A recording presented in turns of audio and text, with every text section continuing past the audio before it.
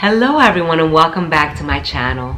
In this video I'm going to be talking about foster care, the foster care crisis here in America, and how foster care can be a mission field for you and your family.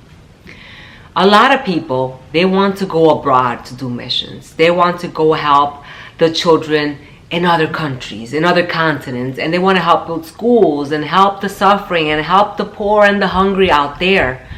But right here in the United States of America, on our soil, they're suffering, and especially suffering children. In foster care in 2021, as of 2021, there was about 400,000 children in the system. And these are children that are pulled away from their homes because they're unsafe. They're in unsafe situations, they're neglected, they're abused, and their parents can't take care of them for whatever the reason is. There is a lot of drugs, a lot of drug addiction, a lot of drugs coming in through the border, and families are falling apart. Families are falling apart. And there is a shortage in foster care homes for these children. A lot of foster care families just quit because of the lack of support. And so they're placing these children that are suffering in hotel rooms, in school buildings, even in jails, because they just cannot find appropriate housing for these children. And I want to tell you about what my family and I did some years ago when a little seed was planted in my heart to help children. So some years ago, we had already our children of our own. I had this calling, this something that I wanted to do to help children. So we had a lot going on in our home. We had children already. We were homeschooling. But I saw the beauty of what I was doing in my home. I saw the things that my kids had. Just to have a loving mother there with you, homeschooling you, doing all these activities that I do with them, reading to them. Then I thought, there are children out there who need this. And there's room here in my home. And I told my husband, for a year, I want to try helping these children. And it can be 1, 2, 3, whatever amount of children that come in through the year. Because sometimes they're with you for a month, 3 months, 5 months, sometimes a year, sometimes more.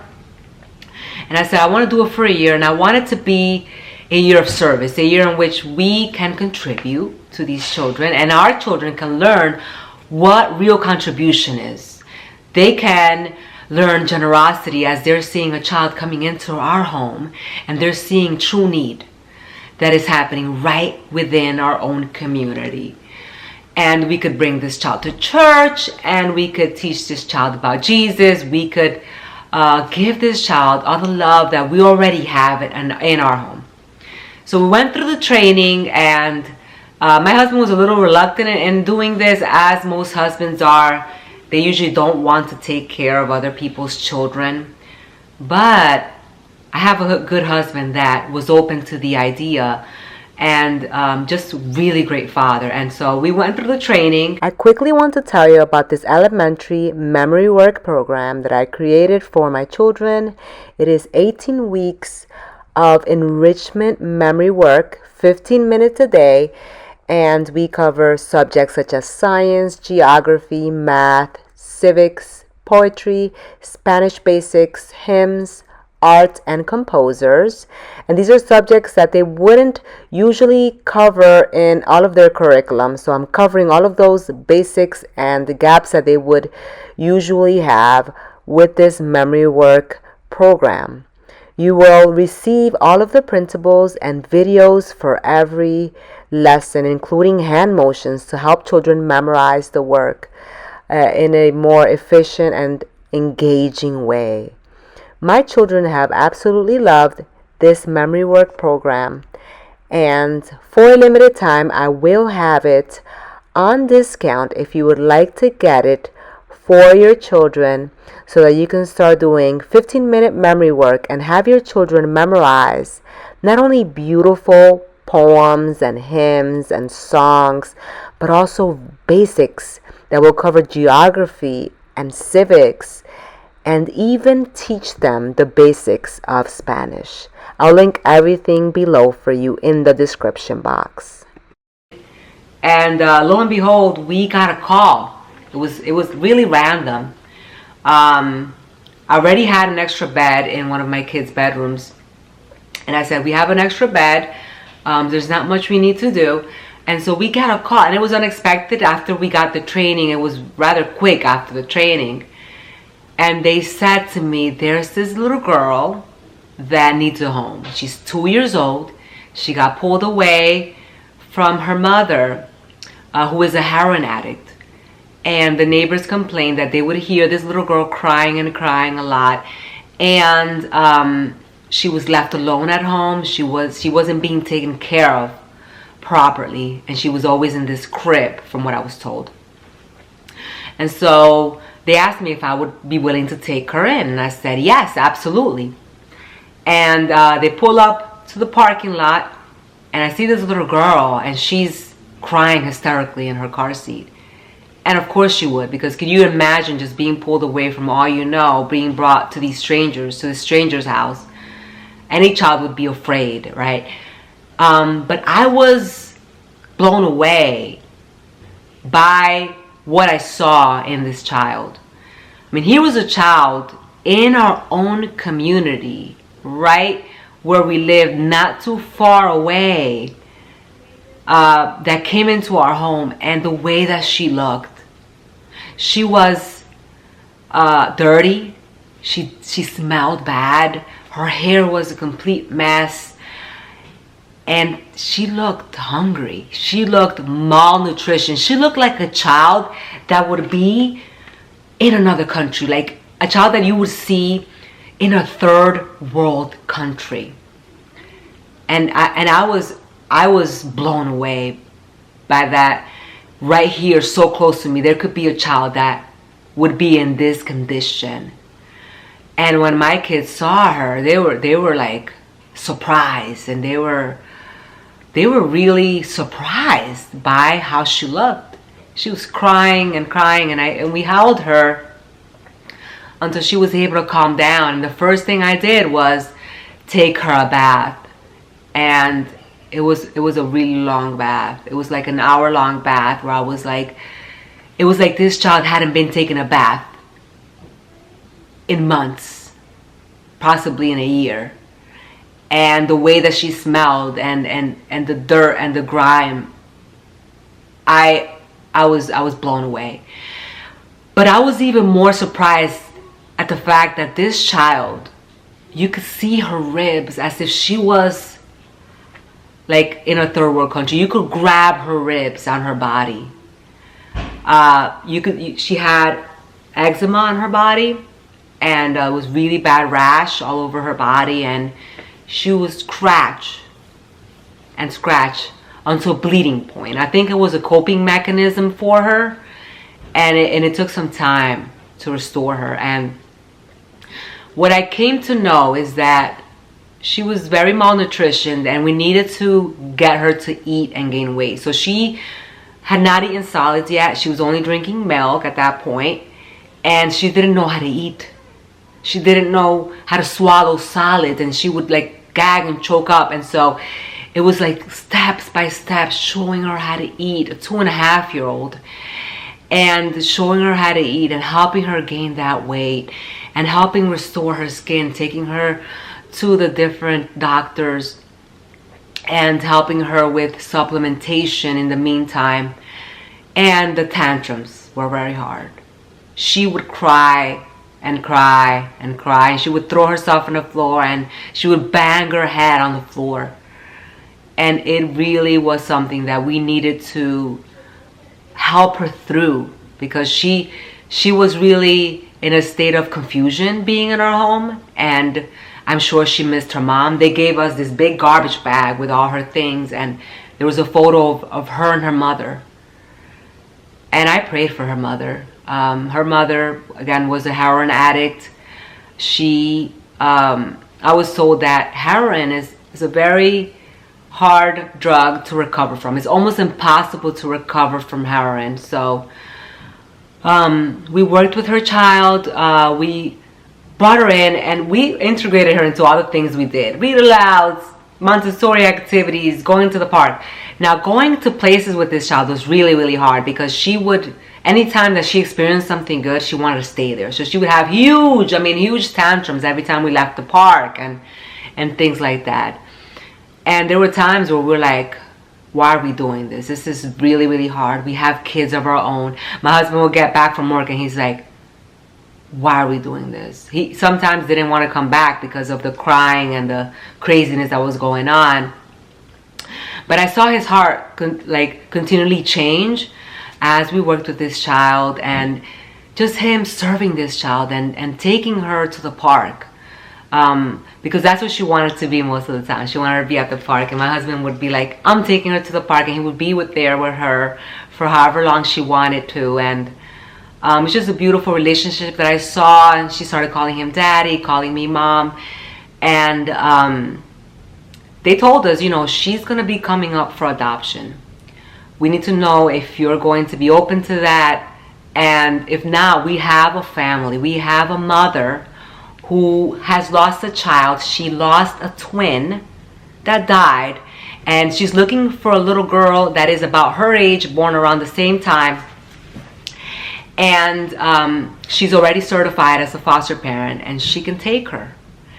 And when I thought about our time with her and restoring her from when she came to my house, literally broken, hungry, malnourished, dirty, and just going through all that training process with her, helping her get rid of her tantrums and self-regulation. Thought about how hard that was, and then just thought about the place that we were in our lives at that moment as well, in which we were living in a 2-bedroom apartment with our kids, and there was this one lady who lost a twin, and she only had one other child, and it was placed in our hearts that that's where she needed to be. And so that's what happened. She was adopted by this Indian family. And this little girl, just to give you kind of what she looked like, she had like blonde curls. She was like a mix of different nationalities, but she had like blonde curls, and she got adopted by this Indian family. And this Indian family just embraced her and brought her in. And this was a businesswoman who, she could have adopted internationally if she wanted to, but she chose to go through the foster care system, which is really admiring. And she had a nanny for her that would take care of her. She was taken care of very well. And I still keep in contact with her. And if you see her now with her brother, which is, that mom had that loss of that twin, was able to bring this child into her family and bring her in as her own. And that other twin, that little boy that lost his sister, now had a sister. And they grew up together, and you see them in their Indian clothes, and she's vegetarian. She's completely immersed in the Indian culture.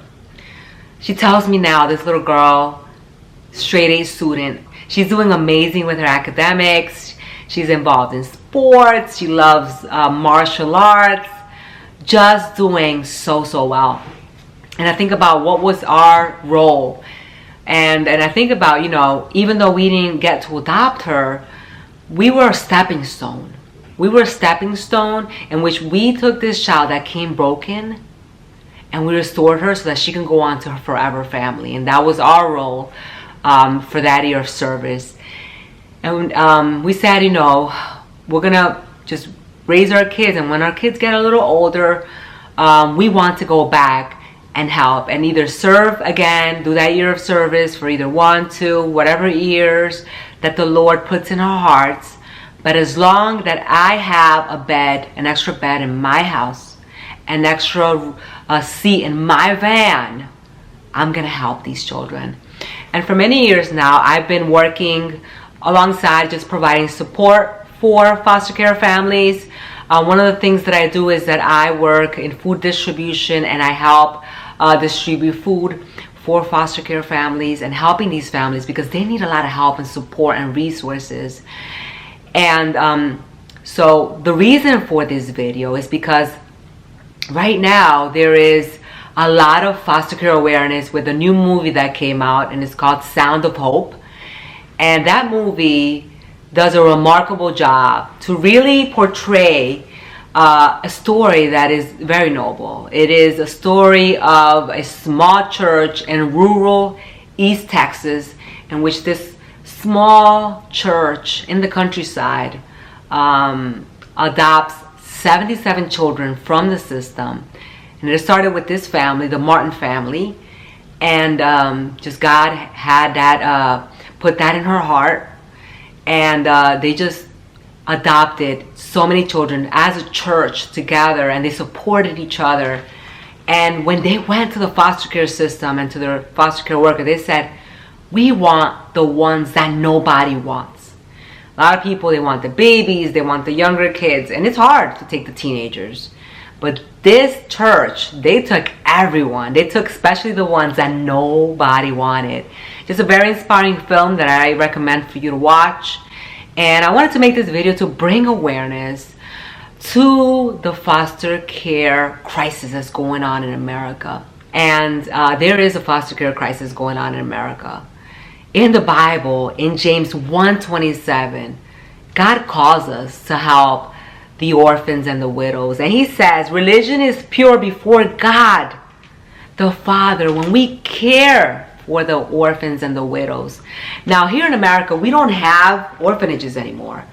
Modern care orphanages is the foster care system. So when we help them, whether it's open our homes to these children and help them for a season, or whether it's being that wraparound support that they need, providing meals, providing childcare, providing the things that these foster families need, whether it's prayer, whatever it is, that is a great help. Because a lot of them, it's hard. It's really hard to bring these children that are broken into your families, because it's hard to work on restoring these broken children that come into these foster care homes.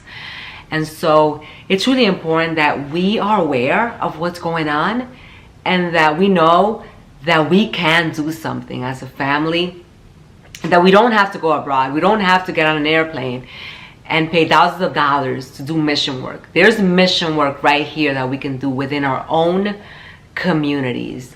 I think that a lot of us are living the American dream. We have 2 kids, we have a dog, we have the white picket fence, we have the 2 cars, we have comfort, we have security. But that's not what we're called to live like. I'm not saying there's anything wrong with that, but there's need out there. And, you know, putting aside a little bit of comfort to endure a little bit of sacrifice to help someone come into this privileged life that we have is called service. And it's worth it. And it's what we're all called to do. We're all called to be of service and to not just take care of our own, to take care of whoever is in need in our own communities. I hope that this has kind of sparked an interest in being a helper in the foster care system in whichever way that you find possible. I hope that you have enjoyed this video, and I would love to hear in the comments if you've watched the movie, or maybe if you're already involved in foster care. And either you're a support person or you are a foster care family. I'd love to hear from you in the comments below. I'll see you all in the next video. Bye-bye.